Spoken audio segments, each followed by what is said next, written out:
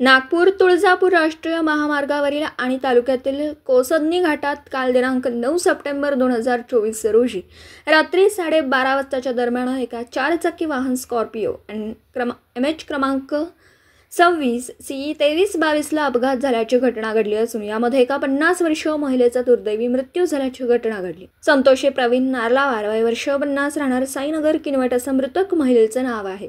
किनवट येथील नेहा प्रवीण नार्लावार वय वर्ष 22 व नांदेड येथील प्रज्वल पद्माकर गादेवार वय वर्ष 25 यांचं लग्न येत्या नोव्हेंबर महिन्यात केदारनाथ बद्रीनाथ येथे होणार होतं। लग्नाच्या कापड खरेदीसाठी दोन्ही कुटुंबातील पद्माकर मधुकर गादेवार वय वर्ष 57, भाग्यश्री पद्माकर गादेवार वय वर्ष 52, प्रज्वल पद्माकर गादेवार वय वर्ष 25 तिन्ही राहणार नांदेड। मृतक संतोषी प्रवीण नार्लावार वय वर्ष 50, नेहा प्रवीण नार्लावार वय वर्ष 22, रिया प्रवीण नार्लावार वय वर्ष 18 तिन्ही राहणार साईनगर किनवट असं दोन्ही कुटुंबातील एकूण 6 जण अमरावती येथे जाऊन कापड खरेदी केली। परतीच्या प्रवासात नागपूर तुळजापूर महामार्गावरील आर्णी तालुक्यातील कोसदनी घाटात नवरदेवाचे वडील पद्माकर मधुकर गादेवार हे वाहन चालवित असताना अचानक त्यांचा वाहनावरील ताबा सुटल्याने सदर वाहन घाटातील दरडीला भिडून फरफटत गेली व 3 ते 4 पलट्या त्या वाहनाने मारल्या। यामध्ये वाहनातील नवरीची आई संतोषी नार्लावार यांचा घटनास्थळीच दुर्दैवी मृत्यू झाला।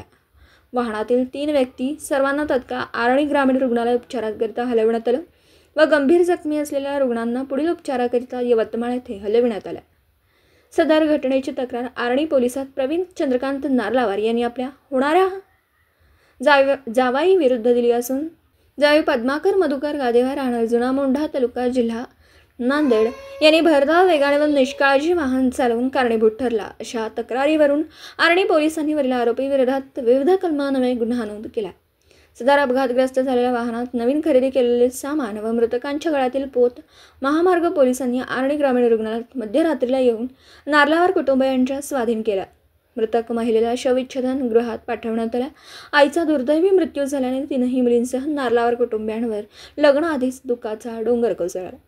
अपघातातील जखमींना मदत करणारे महामार्ग पोलीस मदत केंद्र उमरखेड येथील पोलीस उपनिरीक्षक विकास खडसे, पोलीस हवालदार विनोद राठोड, सुभाष नागदिवे, माधव अत्राम तसेच आर्णी पोलीस स्टेशनचे बीट जमादार सतीश चौदार, राजेश जाधव, राम ढाकणे, आसिफ अली खलीखाऊ, चालक समीर बन यांनी मदत केली आहे।